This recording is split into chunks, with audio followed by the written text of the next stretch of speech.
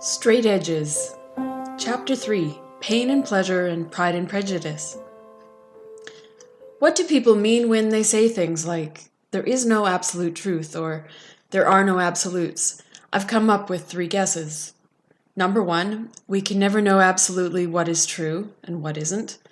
Number 2, there is no absolute standard of morality. And number 3, everyone has his or her own reality. So, number 2. There is no absolute standard of morality. A lot of people would tell me that morality is a matter of opinion. It's a matter of taste. For me to expect that everyone should subscribe to my particular brand of morality is as ridiculous as for me to demand that everyone should prefer chocolate peanut butter ice cream over every other kind, just because that's the kind I like best. There are a few things wrong with this reasoning, though. Mainly the fact that no one really believes it. People may tell me that I have no right to think everyone should subscribe to my standard of morality, but they will turn around and, in the next breath, demand that everyone subscribe to theirs. One day a friend and I were having a discussion on this topic of some kind of a universal moral code, and I was losing. No matter what example I brought up, he knew of an exception. If I mentioned the universality of some kind of an idea of a marriage commitment, he knew about some rotten little tribe on some rotten little island somewhere that practiced no kind of marriage at all and seemed to be managing just fine, thank you very much. And so it went. Until he walked into his own trap. For instance, he said, missionaries used to teach the natives living in plus 100 degrees weather in the jungles that they had to dress in a suit and a tie in order to please God. Don't you think that was wrong? Bloodthirsty, I jumped on it at once. What do you mean wrong? I asked. He began to backpedal, but it was too late. I mean they shouldn't have. Whoa, what do you mean shouldn't have? By whose standard shouldn't they have? And no matter what words he tried to substitute for right or wrong, should, better have, ought to, he ran smack dab into this idea of a standard. My friend was relying on some kind of standard when he passed judgment on the actions of those old missionaries. Whose standard? His? Well, in that case, who was he to say that his standard was better than those of the missionaries? If it was just his standard, those missionaries were free to dress the natives in suits and ties or rape, pillage, and burn villages, whatever they felt like doing. The one thing my friend and I could agree on was that those old missionaries had used a bent moral ruler to measure morality when they insisted on suits and ties. But if there is no real standard out there, if there is no straight, then there can be no bent. And we'd have no way of knowing bent when we saw it. When cornered, most people will say things like, there is no absolute standard of morality. It's only wrong if it hurts someone. But wait a doggone minute. Whose moral standard is that? If it doesn't happen to be mine, who's to say that I shouldn't go around hurting any old one I happen to feel like hurting? Some enlightened persons out there with all their beans in a row are sitting back watching me argue with myself and thinking, the whole thing's quite simple, really. Sure, we all have these ideas about right and wrong, but those don't prove the existence of some kind of absolute moral standard. They're explained by evolution and our drive to survive and all that. Right and wrong are really nothing more than concepts that are necessary for the survival of the species. What we think of as moral and ethical behaviors just happen to be those behaviors that work to the good of society and civilization. Conscience has evolved to ensure the continuance of life as we know it. You would expect that our own individual drives to survive would be stronger and would overrule any collective evolutionary conscience for the good of the whole, wouldn't you? And in fact, that is exactly what we do find. I do, by nature, care more about myself and my own well-being than anyone else, certainly more than society, and yet we find people that do unselfish things that go against this natural care for themselves, at times even to the point of endangering their own survival. How is this explicable by evolutionary thinking? Besides, this evolutionary answer doesn't really answer the problem at all. It bumps it up a notch. Now I'm not only supposed to be concerned about my neighbor, now I have to be concerned about my society or civilization or the human race as a whole, but why on earth should I be? Sure, the drive to survive is admitted, but why should I be bothered about the survival of anyone other than me, myself, and I? If evolution saw fit to wipe out the dinosaur, I don't complain. Why should my own kind and their survival be any more important to me as long as I get what I want? Why shouldn't I do whatever I jolly well feel like and never mind what happens to anyone else? If whatever I jolly well feel like doing happens to include raping, pillaging, and burning villages, why shouldn't I? Are you enlightened soul with all your beans in a row, prepared to tell me to go ahead, that there's really no reason I shouldn't, if I happen to lack that evolutionary conscience somehow, that there wouldn't be anything really wrong about it, that it's just not very good for society, but if I couldn't give two rips about society, that I'm not really wrong in that belief? You see, if those who preach no moral absolutes are right, then we still may have to lock up psychopaths or sociopaths or any other kind of paths for our own protection, but we'd have to admit that there's nothing really wrong with them or with what they do. There's a similar line of thought that says that right and wrong literally happen to be a matter of taste. I mean, these ideals are nothing more nor less than likes or dislikes. There is nothing either good or bad, but thinking makes it so, quoth Hamlet, and pleasure and pain are the ultimate standard of good and bad. What causes pain we come to see as bad, and what causes pleasure we come to see as good. There's really nothing more to right and wrong and morals and ethics than that. So it's nicer if we choose not to cause others pain because, well, we all know what pain feels like. Why would we want to cause pain for anyone else? For some reason, I was thinking about this philosophy after one particular reading of Pride and Prejudice. Its characters set me to thinking. Any characters would work just as well for my point, though. For that matter, so would real people. So never mind if you haven't read Pride and Prejudice, you'll still know what I mean. I was comparing and contrasting two kinds of Jane Austen archetypes, the nasty characters and the just plain silly ones. Let's group the nasties and put Mr. Wickham at their head as their representative. Then let's make Mr. Collins the representative silly. Most of us would not call silliness a moral fault, but by and large that was Mr. Collins' main fault. Basically, he just wasn't the brightest light bulb in the socket. On top of that, he was a bore. Nothing was too trivial for him to spend an hour talking about it. Not anything we can really blame him for there, even if we don't happen to like him. Now, Mr. Wickham, we could heap blame upon. Here is a man full of traits that most of us would have to admit to be moral faults. Deceit, hypocrisy, avarice, and a complete disregard for anyone else. He doesn't care who he hurts if it gets him where he wants to go. Generally, those who hold to the philosophy that right and wrong are a matter of taste would have to admit that those traits are not to their taste. These are not the qualities we look for in a friend. Now, here's the startling thing. How did people react to the two of them? Well, for most of the book, Mr. Wickham was universally popular, welcomed everywhere, invited to parties, fawned over. Even the reader is taken in. You just can't help liking this guy before you really know him. How did people react to Mr. Collins, chief among the sillies? Just about how you'd react in real life. You'd cross the street to get away from him if you saw him coming. His wife married him for the sake of getting married, and then spent all her time avoiding him. Mr. Collins was universally unpopular. The only people who like him are readers, and that's because we can get away from him when we want to. But that's strange, isn't it? After we've all agreed that he's not really a bad guy, just one you can't stand. On the other hand, the real nasty is one that everyone likes and wants to be around. Maybe we do all make a distinction between moral faults and ones that are simply personally painful to us. Mr. Collins seemed to cause more pain to those around him than Mr. Wickham, although we've agreed that Mr. Collins wasn't morally bad and Mr. Wickham was. Yeah, but once they found out what he was really like, no one could stand Mr. Wickham either. In the end, he caused far more pain than Mr. Collins, you might argue. True, but what are you saying then? When did Mr. Wickham start being morally flawed? Was it the minute his cover was blown and people knew what he was really like? Once he began to cause people pain? Was that only when he became a nasty? But that would be saying that those who are better at the deceit and hypocrisy may be those who never cause anyone pain because they're so good at hiding what they're really like, aren't really morally bad. So the qualities that make a person bad are only bad if we know about them.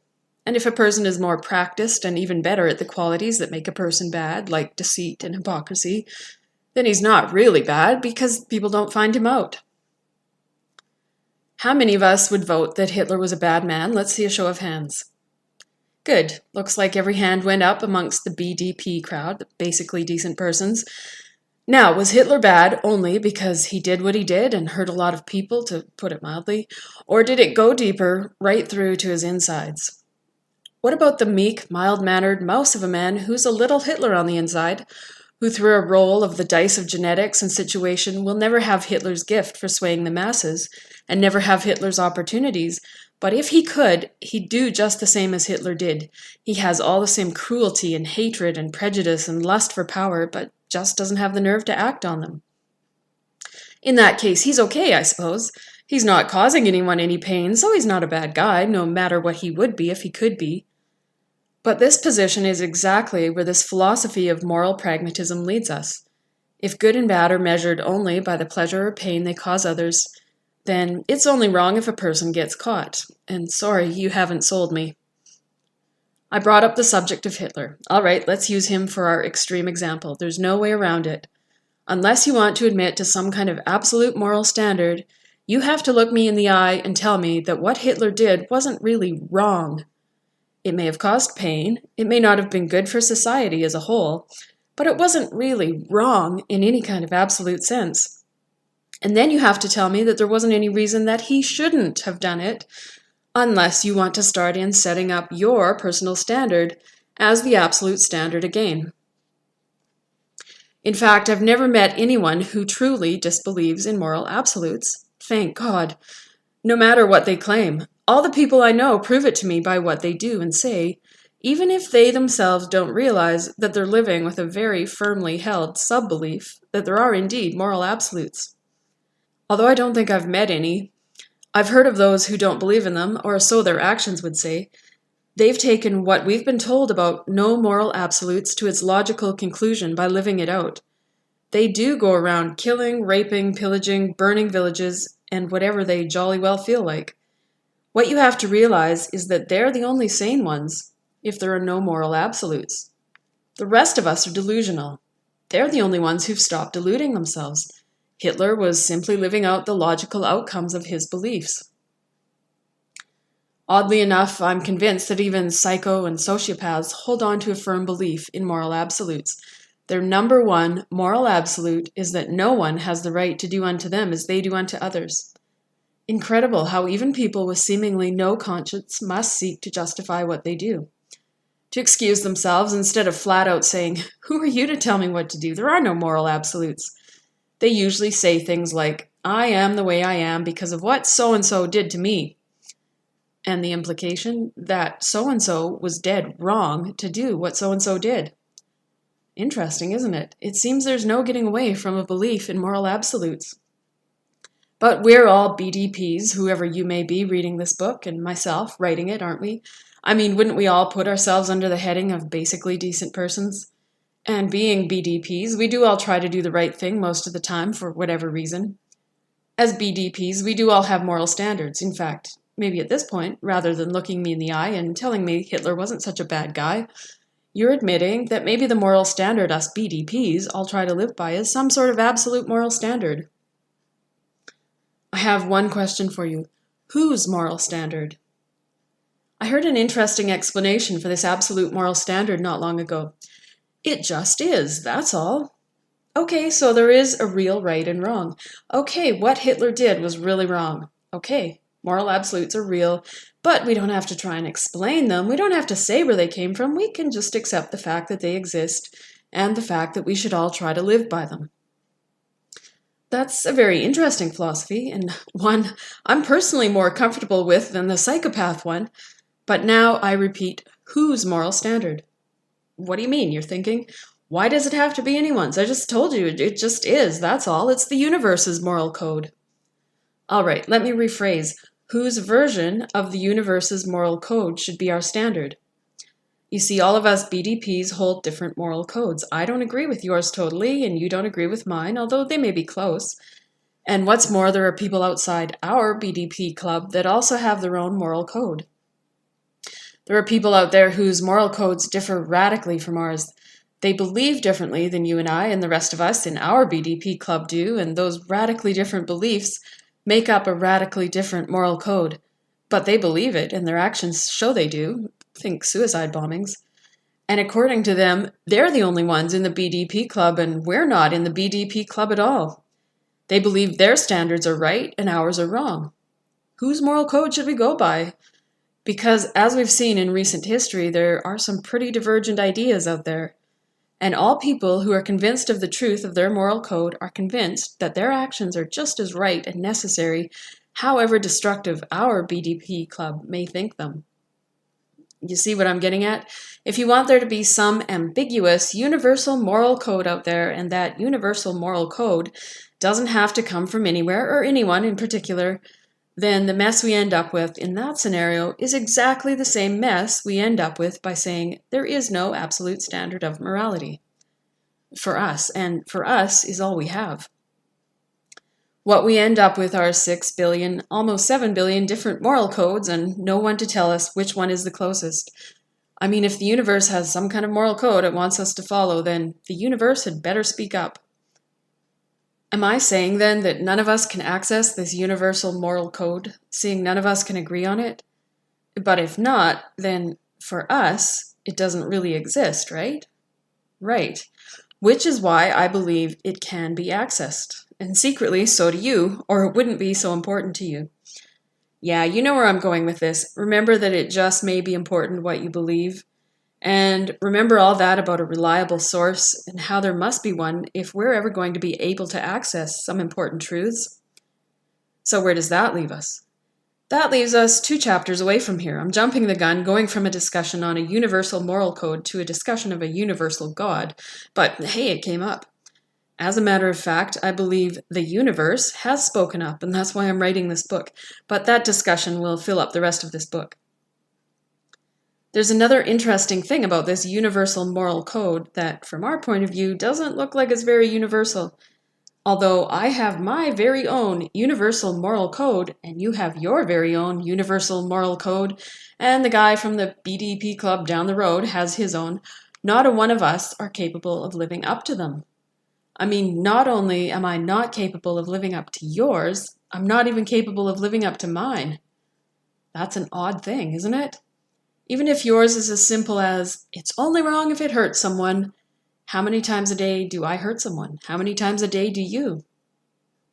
Strangely enough, as important as we all seem to feel this universal moral code to be, not only can we not agree on it, none of us can live up to our own standards. Just like I've never met anyone who, in reality, could make himself stop believing in moral absolutes, neither have I met anyone who claimed to live up to them. Never met a single person who claimed to be perfect. We all have elaborate excuses, but I don't believe I know anyone who, if asked, "Have you ever done anything you were ashamed of?" wouldn't look at me funny and say, "Of course, who hasn't?" Yep, it's a strange thing when you stop to consider it. Could you give me the reason why you place such high value on your moral code, but then fail to live up to it? Well, I could tell you why I do, but that's for another chapter too. As to why we all seem to be moral flops, at times at least, there's the old argument that we're all just products of our environment. But isn't the truth rather that our environment is just a product of us? If none of us are corrupt all on our own, how could you explain how our environment could have been corrupted in the first place? What appears clear to me is that the corrupt environment we're born and raised in doesn't provide any way out of an admission of moral absolutes. The traditional excuses just go to show how deeply embedded in our hearts this idea of right and wrong is, and what an ancient problem the wrong is. Look at his upbringing, look at what was done to him, people will say in an effort to excuse some piece of rottenness. But what does that show us? Aren't we tacitly admitting that what was done to him was just plain wrong? This argument only goes to show us that the problem is a very, very old one. Sure, he's rotten because his parents were rotten, and they were rotten because their parents were rotten, and so on and so forth. But that leaves us with the inescapable conclusion that at some point, someone, somewhere, started being rotten. I think that's it. I've come to the end of section 2. Where have we got to so far? To sum up, People make statements denying the existence of truth, but state them as though they believe them, as though they think they're true. It's because all of us will and must believe something. Who cares about what we know or don't know? It's belief that counts, and if belief counts, then it makes sense that what we believe counts, that we should all want to believe as much of the truth as we can get our hands on. And to my mind, a very basic but a very necessary place to start is to admit that, yes, there must indeed be truth out there for us to believe, absolute truth, in fact. That's the start. Then we can begin looking for that truth. And for myself, I would want to start by examining some sources that claim to be reliable, rather than trusting to my own little insignificant, etc. self. Then we all know that what we believe is important because we all believe in the importance of moral absolutes, at least our own set, expecting everyone to live by our own. But although we feel very strongly about their importance, none of us can agree on what they should be. And stranger still, none of us can live up to them. But the importance of finding out the truth about them is underscored. It seems there must be moral absolutes, and there must be a way to find out the truth about them. If the truth about them is important truth, there must be a way to access it, or it couldn't be very vital. Again, we're brought back to the idea of looking for a reliable source, because we all have our own ideas about morality and nothing to choose between them, if there is no reliable source. And personally, I'd be hoping that this reliable source would be able to tell me what can be done about my own failure to keep even the simplest of moral codes. But again, that's getting ahead of ourselves. Now to number 3, but that's for next chapter.